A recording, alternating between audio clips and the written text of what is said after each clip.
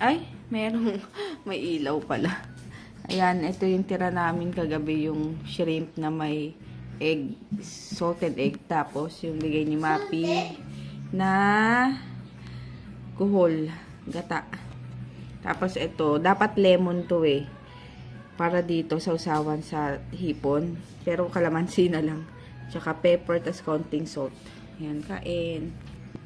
Ayan, nag-e-edit lang ako ng vlog kagabi. Wala sila papa tsaka si DM. Nasa Toyota sila ngayon.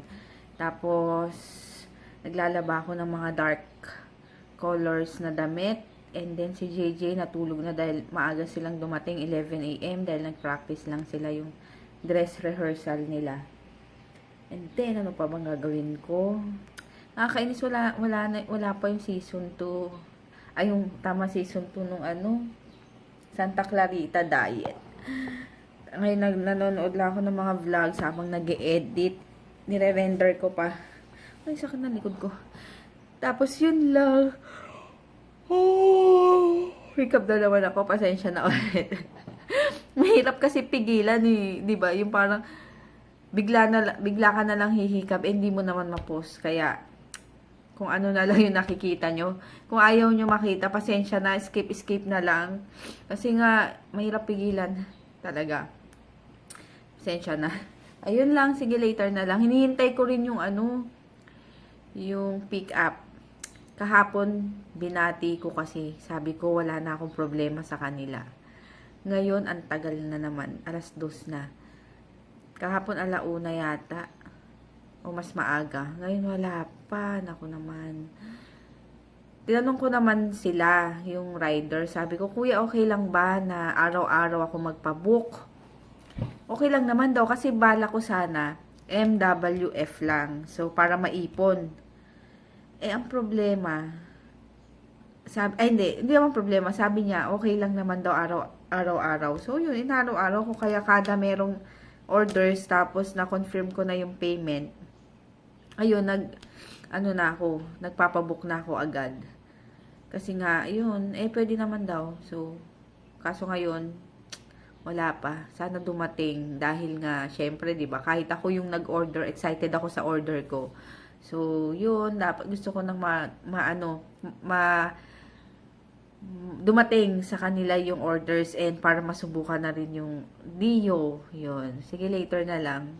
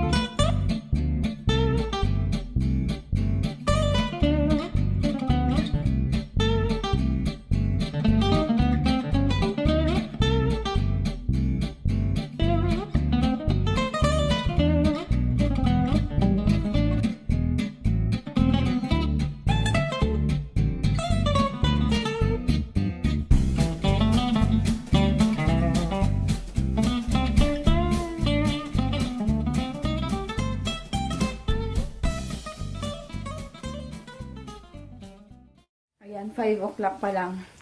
Nag-ano na ako, luluto na ako para mamaya.